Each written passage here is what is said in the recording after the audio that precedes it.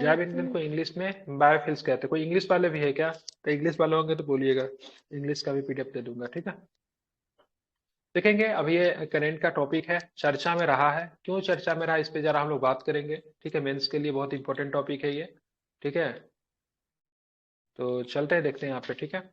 भारत के प्रधानमंत्री ने 9 सितंबर 2023 को नई दिल्ली में G20 शिखर सम्मेलन के मौके पर Argentina, Singapore, Bangladesh, Brazil, Mauritius, Italy, America, संयुक्त अरब अमीरात जैसे देशों के नेताओं के साथ वैश्विक जैव ईंधन गठबंधन का शुभारंभ किया, ठीक है। चर्चा में इसलिए था क्योंकि आप देखोगे 9 सितंबर 2023 को, ठीक है, नई दिल्ली में G20 शिखर सम्मेलन के मौके पे, ठीक है, Argentina, Singapore, Bangladesh, Brazil, Mauritius, Italy और अमेरिका और संयुक्त अरब अमीरात जैसा देश के नेताओं के साथ, ठीक है, वैश्विक जैव ईंधन गठबंधन का शुभारंभ किया। अब यहाँ पे देखेंगे विवरण क्या है, क्या विवरण है, ठीक है। तो देखेंगे ग्लोबल बायोफ्यूल्स अलायंस सरकारें, ठीक है, उद्योगों और अंतर्राष्ट्रीय संगठनों का एक गठबंधन है जो तकनीकी विकास को बढ़ावा देकर टिकाऊ जैव ईंधन उपयोग को प्रोत्साहित करके, ठीक है, वैश्विक स्तर पर जैव ईंधन को अपनाने को बढ़ावा देता है, ठीक है। मतलब बात करेंगे ग्लोबल बायोफ्यूल्स अलायंस क्या है, तो सरकारों, उद्योगों और अंतर्राष्ट्रीय संगठनों का एक गठबंधन है जो तकनीकी विकास को बढ़ावा देकर, ठीक है, टिकाऊ जैव ईंधन के उपयोग को प्रोत्साहित करके वैश्विक स्तर पे, मतलब ठीक है, वैश्विक स्तर पे क्या करता है, तो वैश्विक स्तर पे जैव ईंधन को अपनाने को मतलब बढ़ावा देना चाहता है, ठीक है। अब यहाँ पे देखेंगे वैश्विक जैव ईंधन गठबंधन की विशेषताएं क्या क्या है, क्या क्या इसकी विशेषताएं है, इसको जरा समझने की कोशिश करेंगे। तो देखेंगे सबसे पहले वैश्विक जैव ईंधन गठबंधन की विशेषता, सबसे पहले तो वैश्विक मंच प्रदान करता है, ठीक है। वैश्विक मंच प्रदान करने का मतलब है तो एक ऐसा मंच प्रदान करना जो कि मतलब ग्लोबल स्तर पे हो, ठीक है।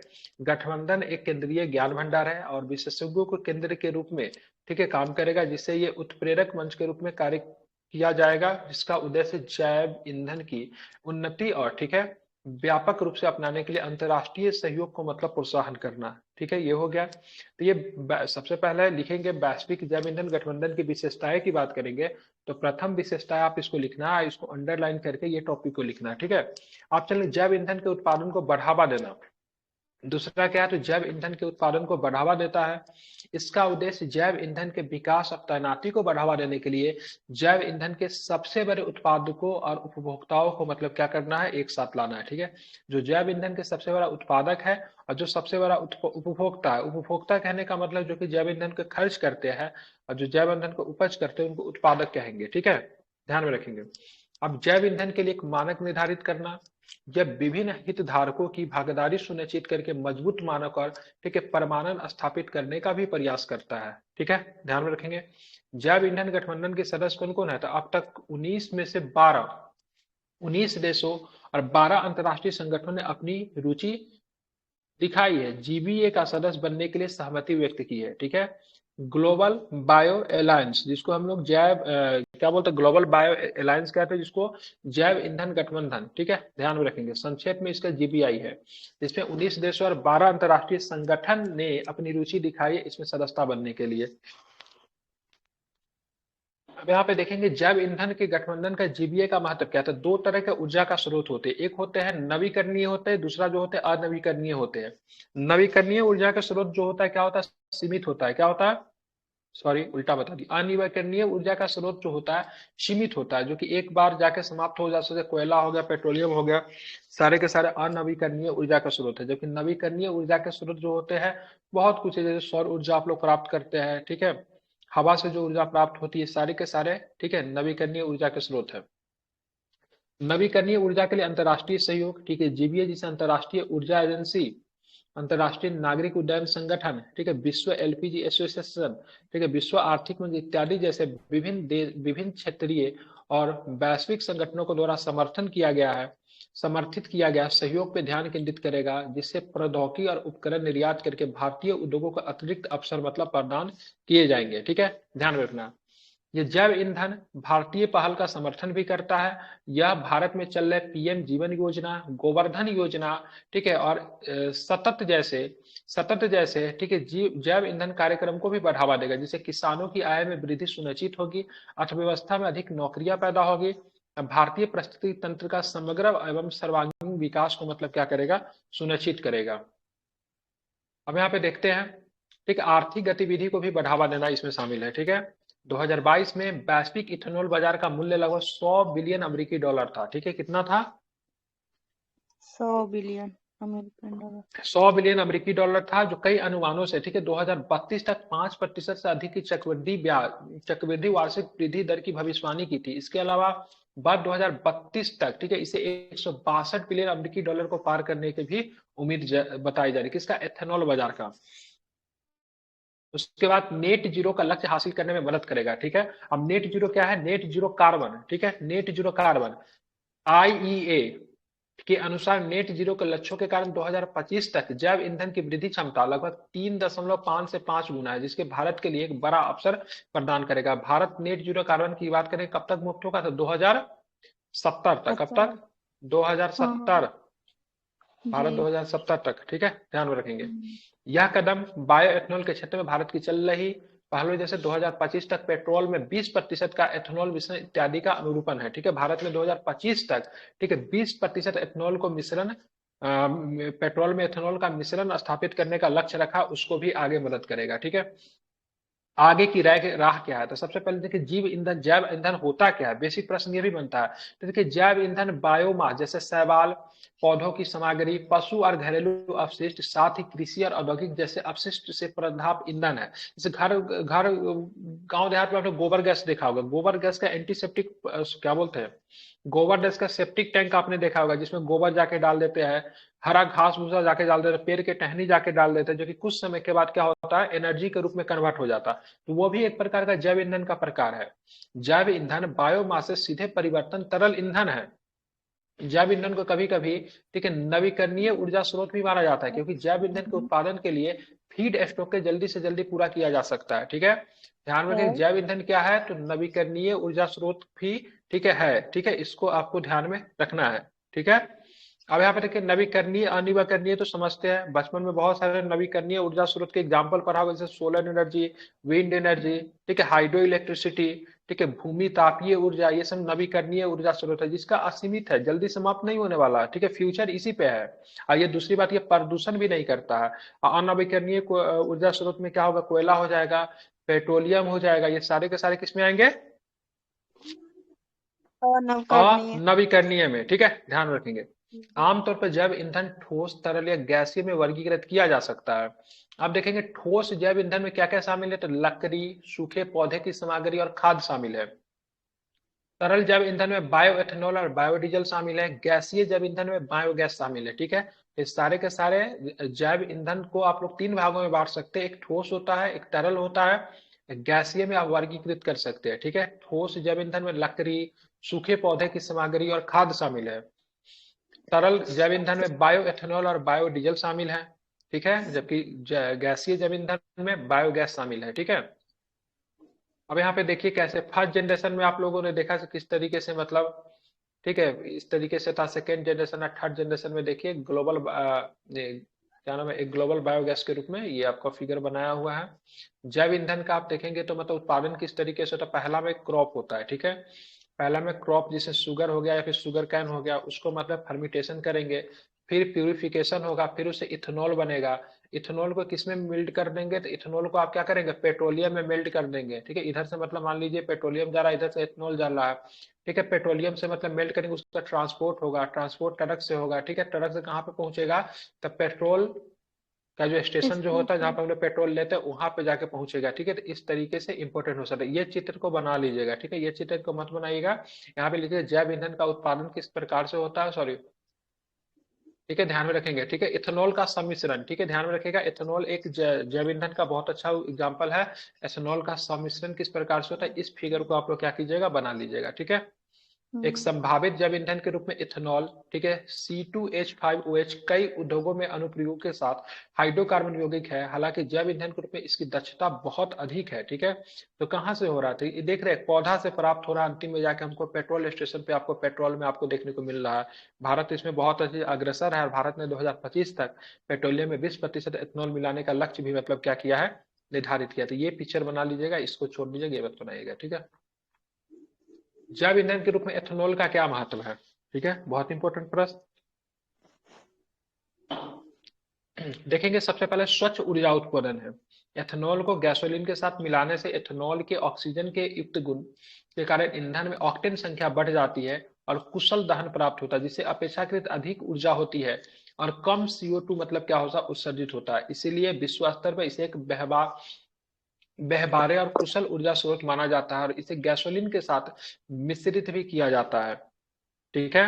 एथेनॉल मिश्रण को जीवाश्म ईंधन की खपत भी कम होती है, इससे भारत का आयात बिल भी मतलब कम होगा, क्योंकि हम लोग बहुत अधिक, ठीक है, पेट्रोलियम के आयात के ऊपर क्या है हम लोग निर्भर है। ठीक है ना, बहुत अधिक। लेकिन अगर 20% 30% एथेनॉल अगर मिलाने के रखेंगे तो हमारा मतलब क्या होगा, फॉरेन करेंसी का भी बजट होगा, हम लोग बहुत अधिक तक आयात बिल भी हमारा क्या हो जाएगा, कम हो जाएगा। अब इसे आर्थिक लाभ क्या हो सकता है, तो भारत के लिए आयात बिल को कम करने के साथ साथ एक जीवाश्म ईंधन पे उसकी निर्भरता को भी मतलब कम करेगा, जिससे उसके ऊर्जा संसाधनों की विविधता आएगी। ठीक है। पेट्रोलियम का एक तरह का जीवाश्म ईंधन, हम लोग को बायोगैस पे आना है। ठीक है। इससे ऊर्जा के नवीकरणीय स्रोतों की निर्भरता भी बढ़ती है, ध्यान में रखेंगे। जैव ईंधन, ठीक है, जैव ईंधन के रूप में एथेनॉल की खपत, इसके बढ़े हुए उत्पादन की आवश्यकता होगी। सरकार उन किसानों को आर्थिक लाभ भी दे रही है जो एथेनॉल उत्पादन के लिए गन्ना उपज बेचते हैं, इससे गन्ने की खेती को बढ़ावा मिलता है और किसानों की आय बढ़ती है। ठीक है। अब यहाँ पे थोड़ा बिहार का पॉइंट लिख दीजिएगा। ठीक है, बिहार का पॉइंट अगर नहीं लिखा होगा तो बिहार का पॉइंट लिख दीजिएगा, बिहार में कहाँ कहाँ पे इथेनॉल संयंत्र स्थापित किया गया है। ठीक है। चलिए, इसके अलावा इथेनॉल उत्पादन के उपभोक्ता जैसे डिस्टिलर्स के अनाज का उपयोग पशुधन चारे के रूप में किया जाता है, जिससे किसानों के लिए अतिरिक्त लाभ क्या होगा, सुनिश्चित होगा। हाल ही में जारी एक रिपोर्ट में भारत में गन्ने के उत्पादन में अधिशेष का संकेत दिया गया, मतलब अधिक गन्ना का उत्पादन हुआ, इसे इथेनॉल उत्पादन का उपयोग किया जा सकता है और इस प्रकार सम्मिश्रण लक्ष्य सफलतापूर्वक प्राप्त किया जा सकता है। तो ठीक है, तो ये तो आपको कौन सा लाभ हो गया, आर्थिक लाभ हो गया। ठीक है। अब इससे आपका पर्यावरण का लाभ क्या होगा, तो पर्यावरणीय लाभ में आप देखोगे ईंधन को कुशलतापूर्वक जलाने से कम कार्बन मोनोऑक्साइड और CO2 के साथ स्वच्छ उत्सर्जन सुनिश्चित होगी। इसे भारत को 2030 तक अपने कुल अनुमानित कार्बन उत्सर्जन को 1 अरब मीट्रिक टन कम करने का पंचामृत लक्ष्य को मतलब प्राप्त करने में मदद रखेगा। ठीक है, मोदी जी के द्वारा पंचामृत लक्ष्य का घोषणा किया गया था, कहाँ पे किया था, COP27 में किया गया था ना, 5 प्रकार के लक्ष्य, जिसमें भारत देबोना तक कार्बन उत्सर्जन को कम करेंगे। ठीक है, तो 2030 तक 1 अरब मीट्रिक टन को कम करने के पंचामृत लक्ष्य जो है उसको भी प्राप्त करने में मदद मिलेगी। इथेनॉल का उपयोग बिजली उत्पादन के लिए ईंधन के रूप में किया जा सकता है, इससे स्वच्छ बिजली उत्पादन सुनिश्चित हो पाएगा। ठीक है, तो ये भी एक रीजन है। अब देखेंगे इस पे मतलब सरकारी नीति मतलब क्या कहती है, तो बायो इथेनॉल उत्पादन और इथेनॉल सम्मिश्रण को बढ़ावा देने की सरकारी पहल इथेनॉल सम्मिश्रण कार्यक्रम जैव ईंधन के लिए राष्ट्रीय नीति 2018 है। पेट्रोलियम और प्राकृतिक गैस मंत्रालय द्वारा शुरू और क्रियान्वित की गई नीति क्षतिग्रस्त अनाज जैसे विभिन्न स्रोतों से इथेनॉल उत्पादन की अनुमति देती है। इस इथेनॉल का उपयोग मिश्रण प्रक्रिया में किया जाएगा, इसका लक्ष्य 2030 तक गैसोलीन में 20% इथेनॉल मिश्रण प्राप्त करना है। ठीक है, ध्यान में रखिएगा, भारत में पहले 10% एथेनॉल मिश्रण हासिल कर लिया है। ठीक है, और जून 2022 में आकार में, ठीक है, 2025 तक, ठीक है, 20% एथेनॉल, ठीक है, 20% एथेनॉल मिश्रण प्राप्त करने का अपने लक्ष्य को महत्वपूर्ण संशोधित कर रहा है। 10% का हम लोगों ने लक्ष्य को मतलब क्या किया है, तो हासिल कर लिया है। चुनौती क्या है, आप देखेंगे चुनौती क्या है, इसमें क्या क्या चुनौती है, तो वर्तमान में सम्मिश्रण प्रक्रिया में बायोएथेनॉल का उत्पादन मांग से कम है। ठीक है, डिमांडिंग कम है। मौजूदा इंजन और तकनीक मिश्रित ईंधन के लिए उपयुक्त नहीं है, इस प्रकार उनकी दक्षता कम हो सकती है। हमारे पास जो इंजन जो है, जैसे मान लीजिए कुछ साल पहले आप देखेंगे, जैसे 2000 का नया नया नोट चला, लेकिन ATM से निकलने का खांचा ही नहीं बना हुआ था। तब बायो एथेनॉल के ऊपर जब शिफ्ट होंगे तो वैसा जिस चीज में डालेंगे तो वैसा तो उसका ईंधन, उसका इंजन भी तो होना चाहिए जो इस चीज को ऑब्जर्व कर सके। जी। सिंपल शब्द में हमारे पास इंफ्रास्ट्रक्चर की मतलब क्या है, कमी है। ठीक है, गन्ने के बढ़ते उत्पादन के फलस्वरूप भूजल स्तर में कमी आएगी। ठीक है, जिससे पर्यावरण संरक्षण का भी उद्देश्य मतलब विफल हो जाएगा, क्योंकि गन्ना का उत्पादन आप अधिक मात्रा में करोगे तो जाहिर सी बात गन्ना में क्या चाहिए, बहुत अधिक पानी की आवश्यकता होती है। वर्तमान में भारत में मुख्य रूप से दूसरी पीढ़ी के जैव ईंधन पर ध्यान केंद्रित कर रहा है, जैसे लिग्नोसेल्यूलोसिस, ठीक है, जैसे गैर स्टार्च आधारित रेशेदार पौधे के हिस्से का उपयोग, इसमें एस्ट्रो, खोई, वन अवशेष आदि शामिल है।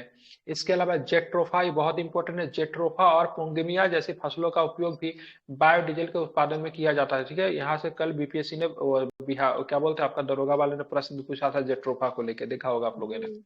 यस ऐसे सर। परिदृश्य में गैर खाद्य फसल उत्पादन के लिए भूमि रूपांतर में भारत में खाद्य असुरक्षा हो सकती है, ठीक है, क्योंकि अगर बड़े पैमाने पे आप भूमि का उपयोग अगर गन्ना उत्पादन करने के लिए करोगे तो और फसल का कहाँ पे लगेगा, इसलिए भारत में खाद्य असुरक्षा भी हो सकती है, क्योंकि हमारा जनसंख्या क्या है, बहुत अधिक है, ठीक है, क्या है, हमारा जनसंख्या क्या है, बहुत ही ज्यादा है। हालांकि भारत में जैव ईंधन का उपयोग में बढ़ावा दे रहा है, इसके लिए जलने में CO2 उत्सर्जन भी होगा, जो भारत के, ठीक है, INDCS और नेट जीरो के लक्ष्य के साथ समझौता करेगा। भारत तीसरी पीढ़ी के जैव ईंधन अर्थात शैवाल से जैव ईंधन के निर्माण पर ध्यान केंद्रित कर रहा है, लेकिन ये अभी शुरुआती चरण में है, इससे तकनीकी प्रगति की भी आवश्यकता होगी, ठीक है। इसी तरह बायोडीजल बायोएथेनॉल के मामले में पूर्व उपचार एक बड़ी चुनौती है। अब बिहार के संदर्भ में देखेंगे, बिहार के संदर्भ में क्या क्या प्रश्न है,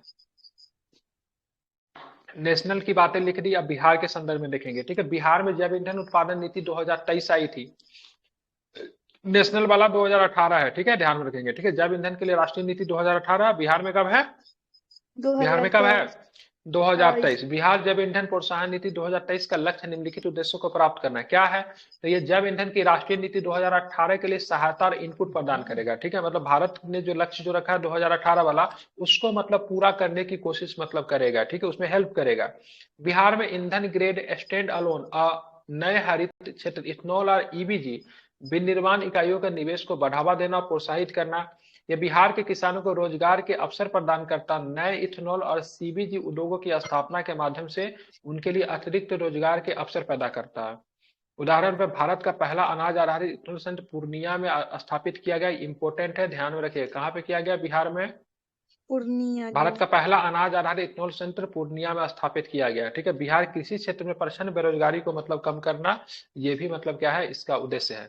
अब आगे की राह क्या है, इसको सक्सेस कैसे बनाएंगे, इतना सारा योजना लेके तो आ गए, राष्ट्रीय नीति भी है, राजकीय नीति भी है, लेकिन इसको सक्सेस कैसे बनाएंगे, तो उचित बायो एथेनॉल उत्पादन सुनिश्चित करने के लिए सरकार की पहल चल रही है, औद्योगिक मांग को पूरा कर सकती है, ठीक है, ध्यान में रखेंगे।